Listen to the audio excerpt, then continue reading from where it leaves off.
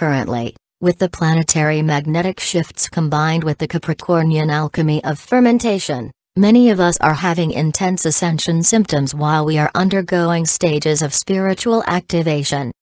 We're having an embodiment of the higher level of the vertical channels and magnetism that is inherent in the female principle, and this has created potentially new activations in our pituitary gland, as well as adjusting a specific cranium bone which has mostly been dormant, manipulated, or implanted to stop its higher functioning. This is called the sphenoid bone. The sphenoid bone is the only bone that connects to all the other bones of the cranium, and its movement is responsible for milking the pituitary gland to secrete its hormones. The pituitary gland is situated in the sphenoid bone at the base of the brain. The pituitary gland secretes 9 hormones that regulate homeostasis. As the master gland of the body, it produces many hormones that travel throughout the body, directing certain processes or stimulating other glands to produce other hormones. This also impacts the pineal gland that produces melatonin, a serotonin-derived hormone, that affects the modulation of sleep patterns in both seasonal and circadian rhythms. With metabolic changes occurring from intense magnetic shifts, people are experiencing great changes or disruption in their sleep patterns and bodily rhythms. Heart rate, breathing, sleeping and eating patterns may feel they are changing. Individually, the pineal and pituitary provide key influences in our spiritual awakening.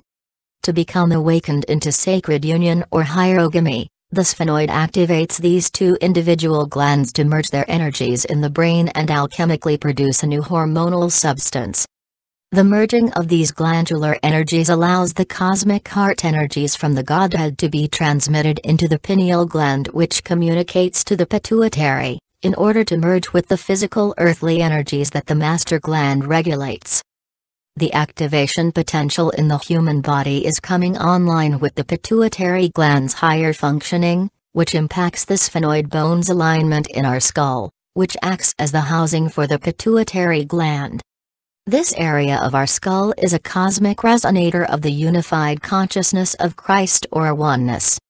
The cosmic energy is transmitted through the sphenoid bone, is also transmitted electrotonally into the planetary grid pattern and instruction set, and this particular blue-ray language appears on the ley lines as the etheric light blue butterfly pattern. The butterfly pattern is seen in the shape of the actual sphenoid bone, which looks similar to our pelvic bone, except it's inside our skull. In the third eye, or in the center of your brain, that is the area where the sphenoid bone is, and it is shaped as butterfly wings.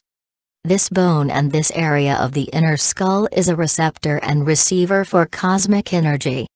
When a grid worker is working with the planetary field or ley lines, or when communicating or connecting with the earth elementals, this would be the area of the brain where you place focus. When focusing or directing energy, cosmic energy from the center of your third eye into your object of concentration, this area is the point of reference for the location of the center of the sphenoid bone. The cosmic intelligence transmitted from the central sphenoid is capable to holographically project outwards into the field into butterfly patterns, and this becomes imprinted upon the earth grid. This intelligence field transmission is called Dorsey scroll language. This was an Adenic language that communicated with the nature spirits, elementals, fairies, and the natural kingdoms on a planetary body, and this language was originally on the planet Tiamat. Dorsey scroll is a Christic elemental language that re-encodes the morphogenetic field pattern with the Adenic state of energetic balance, which refers to holding the balance between the mother and father principle in union, as a trinity force. It is being used currently to restore the trinity balance into the earth grid through the restoration of the feminine principle of creation. It's about creating the tri-wave patterns to run throughout the planetary brain and grid networks in order to produce what's known as chalice configurations. Chalice configurations are fountains of life force that exist on active portals, are the energy potentials generated between the white hole and black hole spin points, of which balanced energy current can be created in a grid network to directly exchange feedback loops with the zero-point field. The butterfly pattern is what seals or stabilizes the grid by aligning the language between the elemental energies and local natural forces, creating multiple feedback loops, which allows the chalice pattern to flow more life force energy into that particular area of the planet.